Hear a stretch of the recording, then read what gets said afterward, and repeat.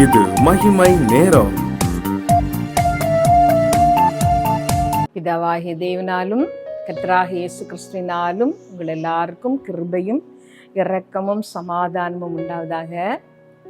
இந்த நாளிலும் இந்த தொலைக்காட்சியின் வாயிலாக நாம் ஒருவரை ஒருவர் சந்திக்கத்தக்கதாக நமக்கு கிருபை புரிந்த சர்வ வல்லமை உள்ள தேவனாகிய கர்த்தருக்கே சகல துதியும் கனமும் மகிமையும் உண்டாவதாக. ஜெபம்.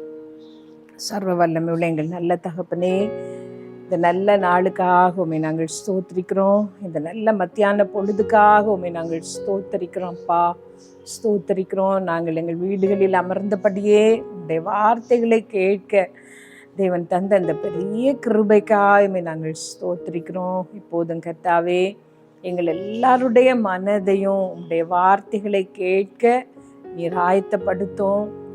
இயேசப்பா, என்னையும் உடைய கரத்திலே தருகிறேன். வார்த்தைகளை கொண்டு உடைய ஜனங்களோடு இடைப்படாம்ப்பா. உடைய வார்த்தைகளினால் நீர் என்னை நிரப்பும். நான் உன் வாயோடே இருந்து நீ பேச வேண்டியதை உனக்கு போதிப்பேன் என்று சொன்னீர். நீர் என் வாயோடே இருந்து உம்முடைய பிள்ளைகளுக்கு உம்முடைய ஜனங்களுக்கு தேவையான நல் வார்த்தைகளை நீ தர நான் ஜெபிக்கிறேன். என்னை மறைத்து கொள்ளும்ப்பா. நீர் வெளிப்படும். உம்முடைய நாமம் இதனால மகிமைப்படட்டும். சகல துதியும் உமக்கே உண்டாகட்டும். இயேசுவின் நாமத்தில் ஜெபிக்கிறோம் ஜீவனுள்ள எங்கள் நல்ல பிதாவே, ஆமென். இந்த வாரத்தின் தொடர் செய்திகளுக்காக நான் எடுத்துக்கொண்ட தலைப்பு சுபாவங்கள். யோபு உத்தமனும் சன்மார்க்கனும் நீதிமானுமாயிருந்தார். தேவனுக்கு பயந்து பொல்லாப்புக்கு விலகுகிறவர் என்று கர்த்தரே அவரை குறித்து சாட்சி கொடுத்தார். அவருடைய வாழ்க்கையிலே திடீரென்று கடினமான பாடு வந்தது. அவருடைய பிள்ளைகள் எல்லாரும் இறந்து போனார்கள். அவருடைய சம்பத்தெல்லாம், ஆடு மாடு கழுதை எல்லாம் ஒரே நாளிலே தொலைந்து போனது, அடித்து கொண்டு போகப்பட்டது.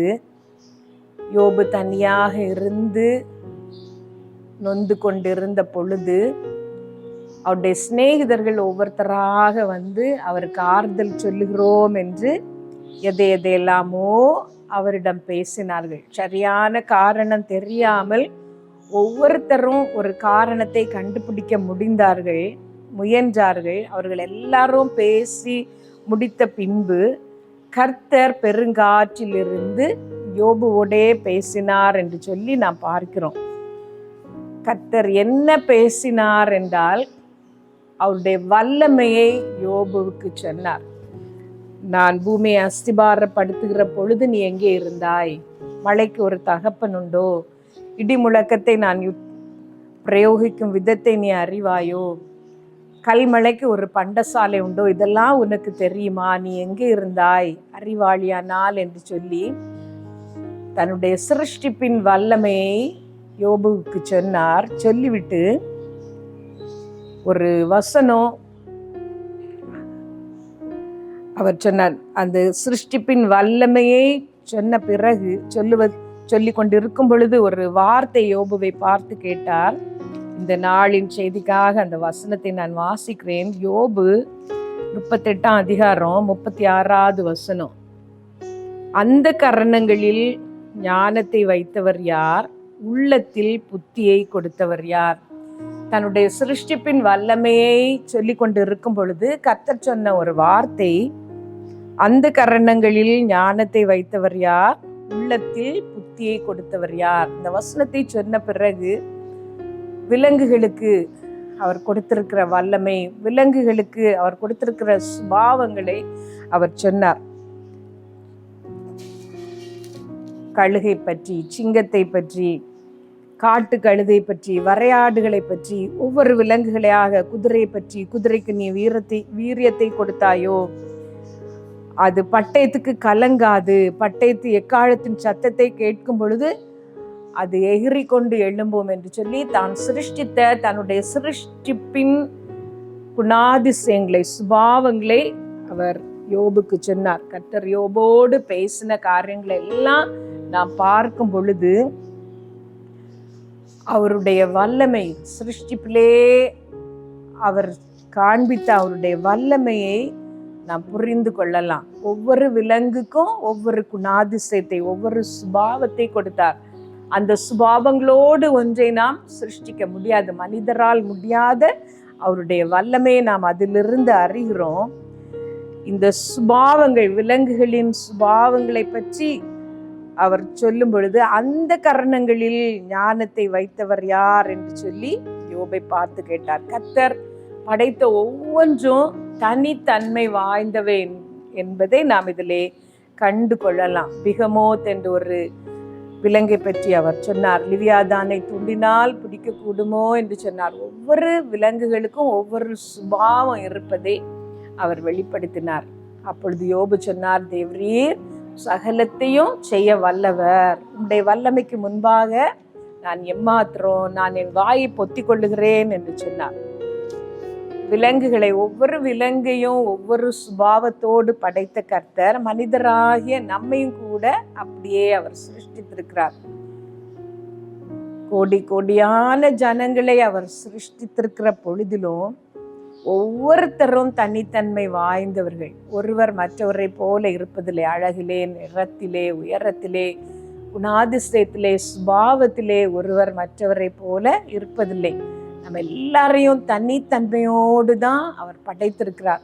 நம்மை வேறுபட செய்கிற மற்றவர்களுக்கும் நமக்கும் ஒரு வித்தியாசத்தை உண்டு பண்ணுகிற ஒரு காரியம் நம்முடைய சுபாவங்கள், நம்முடைய குணாதிசயங்கள். சுபாவங்கள் எல்லாம் பாவம் என்று நாம் சொல்ல முடியாது.